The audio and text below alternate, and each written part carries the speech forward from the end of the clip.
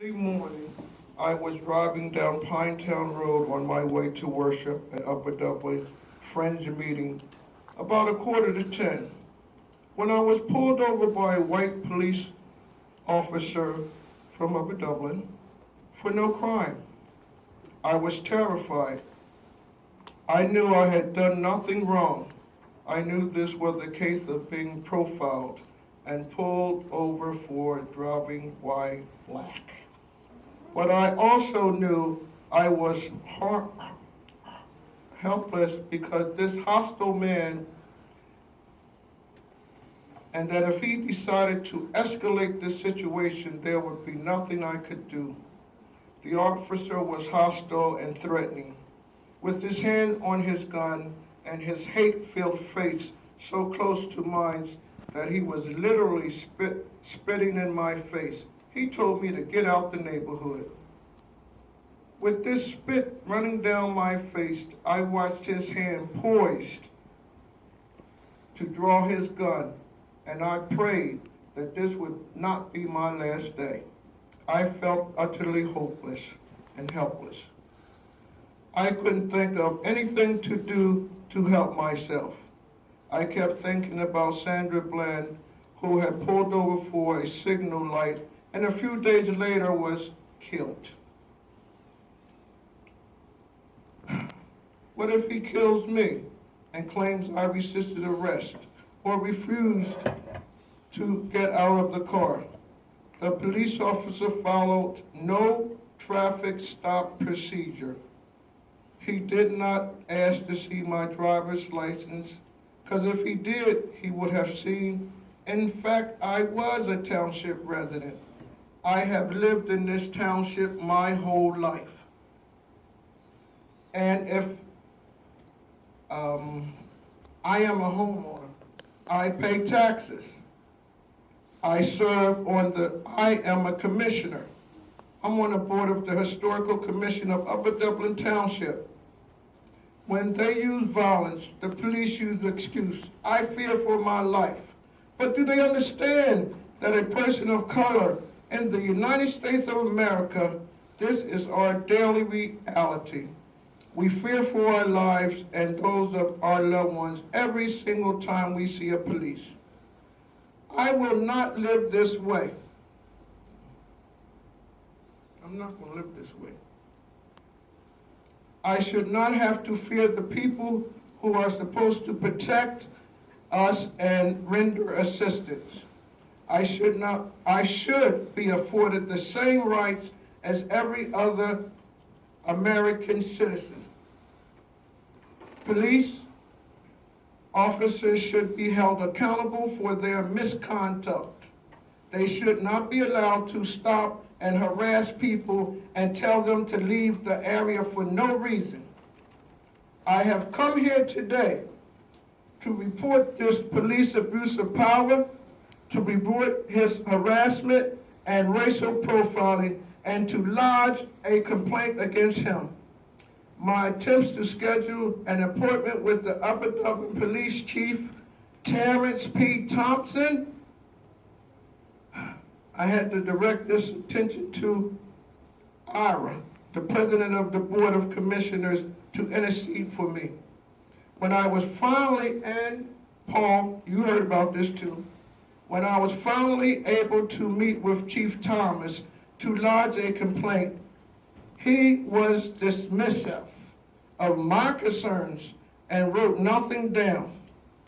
Chief Thompson told me that when an officer turns on his lights, the polar motorist over a dash camera automatically turns on and records his actions. I want to know why this video has not been reviewed and why this officer has not been reprimanded. I would like him identified, and I want protection against possibly retaliation such as this ongoing harassment by him or any of the other 90 police officers in this township. Police Chief Thompson told me that he knew there were officers on his staff who used the words like coon And evidently, he didn't think that they needed discipline. This means the chief knew he had officers who held racial views and had not addressed this problem. By taking no action, he gave free license to officers like the one who stopped me to continue to harass minorities. I want action taken against these police officers, sir, to prevent this from happening to another person of color. And I want the police department to be held accountable for rogue, racist officers like him, and to be forced to change the environment that allows such behaviors. Clearly, I'm almost finished. Clearly, the police department is covering up many of these incidents. I know. If there is no record of what happened to me, then there are other similar incidents flying under the radar, and any reports issued by the Upper Dublin Police Department must be suspect. Upper Dublin Township in Montgomery County, Pennsylvania, cannot afford to have these officers in our midst. This kind of behavior will end in tragedy. I want the Upper Dublin Board of Commissioners to mandate in our police department that will prevent racist incidents like this from happening again. I emerged from this terrifying encounter with the Upper Dublin Police Department shaken and frightened, but I'm most appalled by the humiliation of being forced to sit there with spit running down my face, afraid to wipe it off because I might have got shot by him. But I survived. That's all I have to say to my community. Avis, This shouldn't happen. Yes, Ira. what was the date that?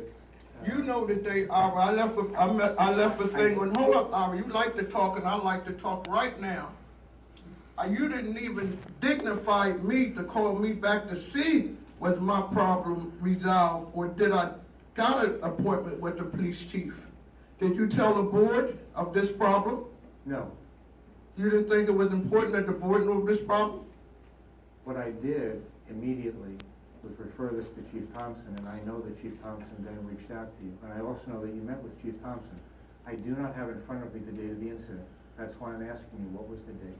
I don't have the date of the incident in front of me also. Okay, I'll get it. I think I have the email from you, the correspondence, so I can go back and backtrack the date. When the officer had stopped you, and we didn't talk about this, because quite frankly, it's not the kind of thing that I would intercede with initially. My approach would be to discuss this, let me finish, with the township manager immediately, which I did, and to ensure that our commissioner, our chief rather, Chief Thompson, got involved and reached out to you. And I know that he did. I also know that I think you came with someone else and Yes. visited that day. So I can find other people that the police have harassed. I have no problem with that. No, that's not what I'm saying. What I'm saying is that I know that you came to meet with Chief Thompson and someone else was with you. I thought it was a relative or something, but someone was here with you that day. Another person that wanted to put a claim in, but we didn't get to do that. Okay. And now I'm here to tell you. Avis, I happen to be that person that was with her that day. Thank you. Okay, so I knew that there was someone else who was with you. I'm not making a judgment call. I'm just saying, I knew that you were here. There were a couple of people here. I was led to believe that the meeting that took place was a productive meeting.